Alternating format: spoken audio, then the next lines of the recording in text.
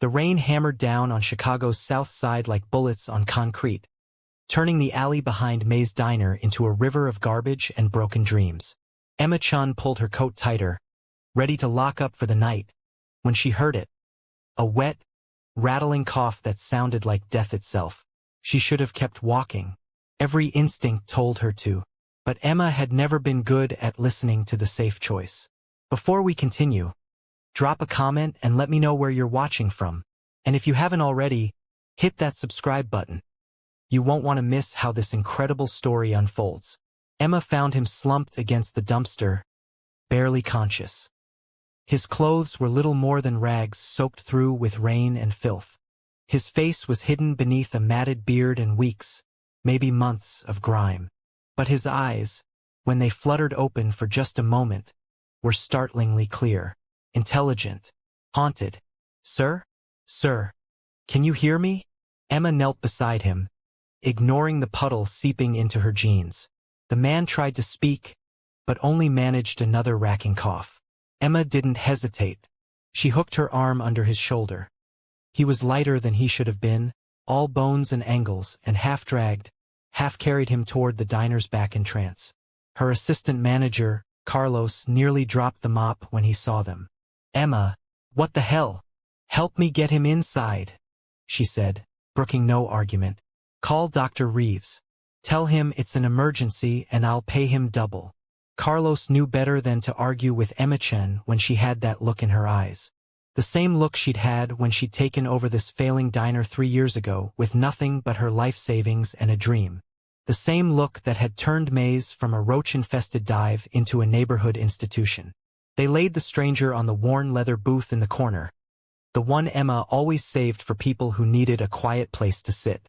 Dr. Reeves arrived 20 minutes later, his medical bag in hand and resignation on his face.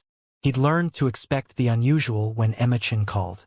"Hypothermia, malnutrition, possible pneumonia," Dr. Reeves announced after his examination. "He needs a hospital, Emma." "No hospitals." The voice was barely a whisper, but it cut through the room like a knife. The stranger's eyes were open now, fever-bright and desperate. "Please, no hospitals. They'll find me." Emma and the doctor exchanged glances. That was the thing about helping people on the streets. Sometimes they were running from something. Sometimes that something had a reason. "All right," Emma said softly. "No hospitals. But you're staying here until you're better. Doctor's orders." She set up a makeshift bed in the small apartment above the diner. Her apartment, technically, though she rarely used it anymore, preferring to crash at her studio a few blocks away. For the next 3 days, Emma became a nurse, bringing soup, changing bandages, monitoring the stranger's fever as it raged and broke. On the 4th day, he was finally coherent enough to sit up. "Why are you helping me?" he asked, his voice still rough but stronger. Emma was wiping down the nightstand with disinfectant. She paused, considering the question. "My grandmother used to say that we're all one bad day away from needing help. I've had my bad days. Someone helped me. Now I help others. That simple? That simple." She set down a bowl of her famous wonton soup. "Eat. You need your strength." "What's your name?" he asked. "Emma. Emma Chen. And you are?" He hesitated, something like pain flickering across his face. I don't know." Emma had heard that before. Sometimes the streets took your name along with everything else. "That's okay. We'll call you John for now. Like John Doe." The man John nodded slowly, but Emma caught something in his expression. Relief, maybe, or fear. Over the next 2 weeks, John recovered. He helped around the diner, washing dishes at first, then prepping vegetables, eventually working the grill. He was good at it, surprisingly good, moving with the efficiency of someone who understood systems and processes. But there were oddities. He flinched whenever the TV news came on. He refused to be photographed for the Wall of Heroes, where Emma posted pictures of everyone who worked at the diner. And sometimes, late at night when he thought no one was watching, Emma would catch him staring at the financial section of the newspaper with an expression of such profound loss it made her heart ache. "You remember something?" she said one night. finding him at the corner booth with the Wall Street Journal spread before him. John looked up, startled. Pieces. Fragments. Like trying to remember a dream. He tapped the stock listings. I know what these mean. All of these numbers, these patterns, they make sense to me. But I can't remember why. Emma slid into the booth across from him. Amnesia. Maybe. Or maybe. He trailed off, his jaw tightening. Maybe I'm trying to forget. Before Emma could press further, the bell above the door chimed. A woman walked in, expensive suit, designer handbag, the kind of person who didn't usually wander into May's diner at 11 p.m. I'm sorry, we're closed, Emma called out. The woman ignored her, her eyes locked on John. Her face had gone sheet white. Oh my God, she whispered. Michael. John froze, his knuckles white where they gripped the edge of the table. Michael, is that really you? The woman took a step forward, tears streaming down her face. We've been looking for you for 3 months. 3 months. Your mother, your sister. They think you're dead. I'm not. John started, but his voice cracked. I'm not him. My name is John. You're Michael Harrison, the woman said firmly. CEO of Harrison Technologies. You disappeared the night before your company's IPO. The police have been searching everywhere. Your face has been on the news constantly. She pulled out her phone, fingers shaking as she pulled up a news article. Emma's stomach dropped as she saw the headline.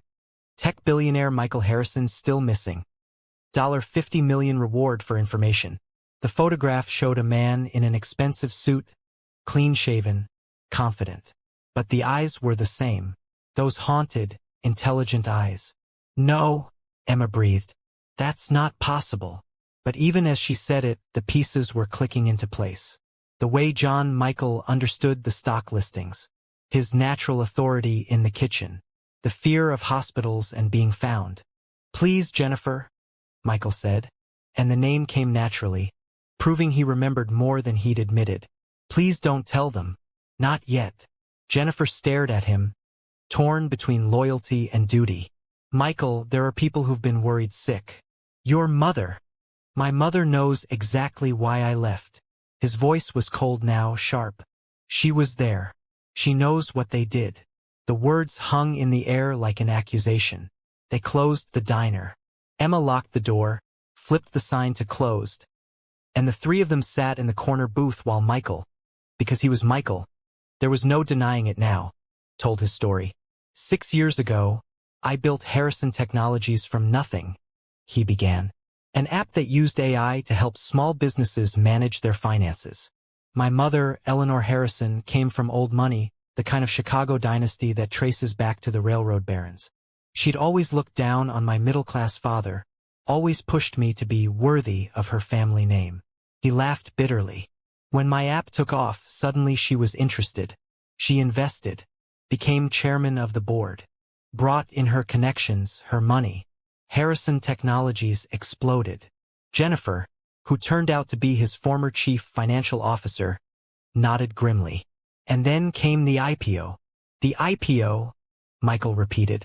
We were going to be worth billions. I'd be worth billions.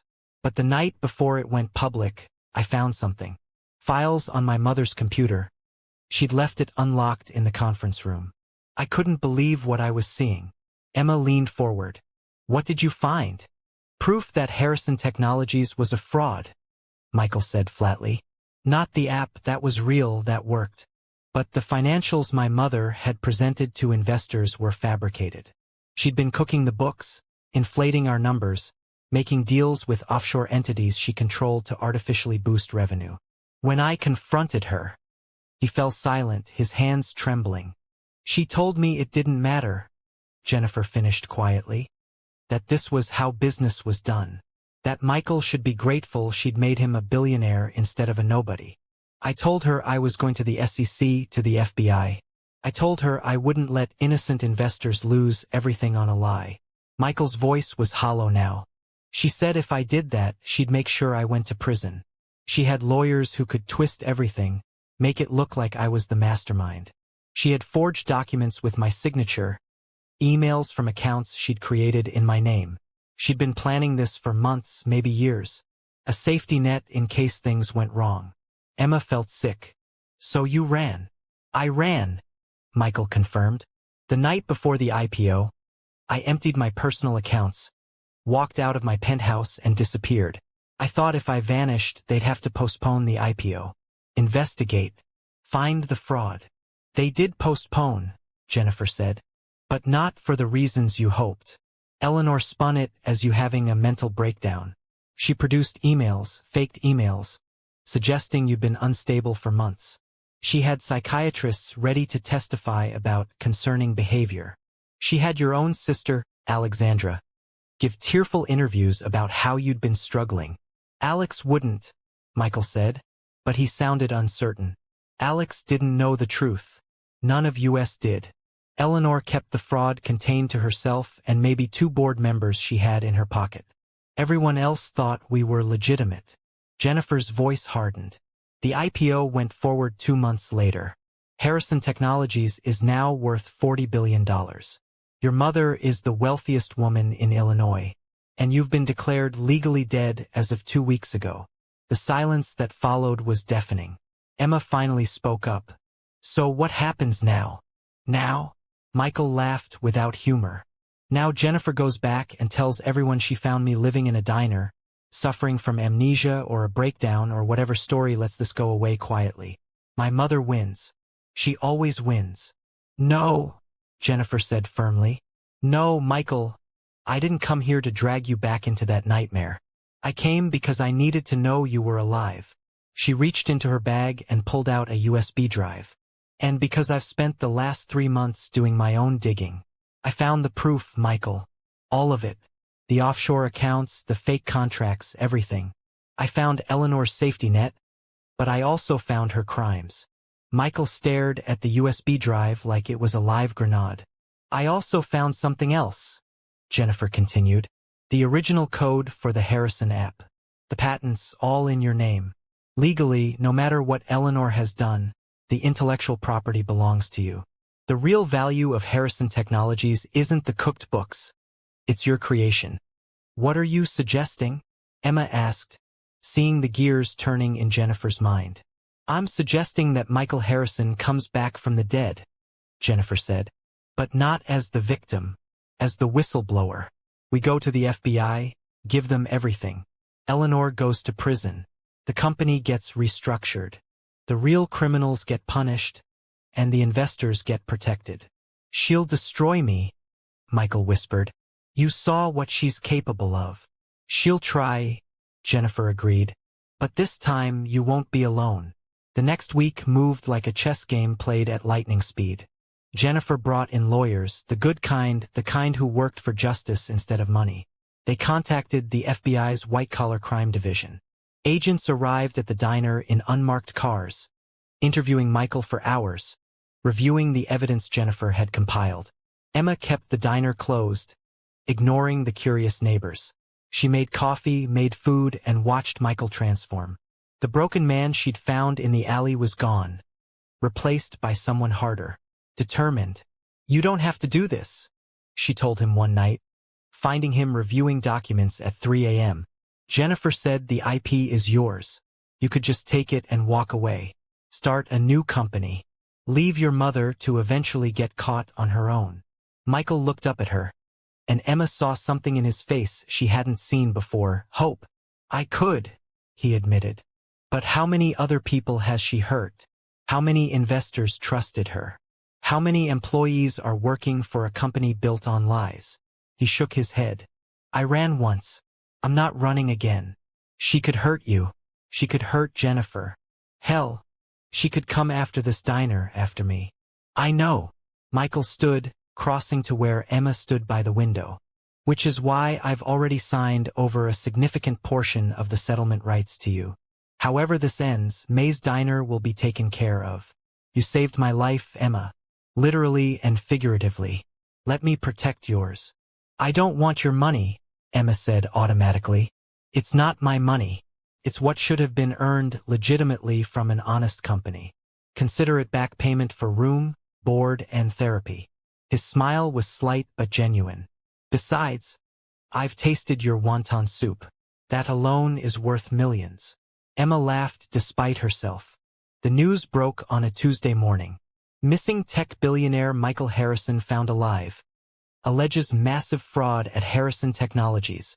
The press conference was held at the FBI's Chicago field office. Michael stood at the podium, flanked by federal agents and his legal team. He looked like a different person. Clean-shaven, wearing a borrowed suit, his hair cut short. But when he spoke, his voice was steady. 3 months ago, I discovered that Harrison Technologies, the company I founded, had been systematically defrauding investors under the direction of Eleanor Harrison, the chairman of the board and my mother. When I attempted to report this fraud, I was threatened with false criminal charges. I went into hiding to protect myself and to gather evidence. Today, with the help of the FBI, I'm ready to tell the truth. The room exploded with questions. Cameras flashed. Reporters shouted.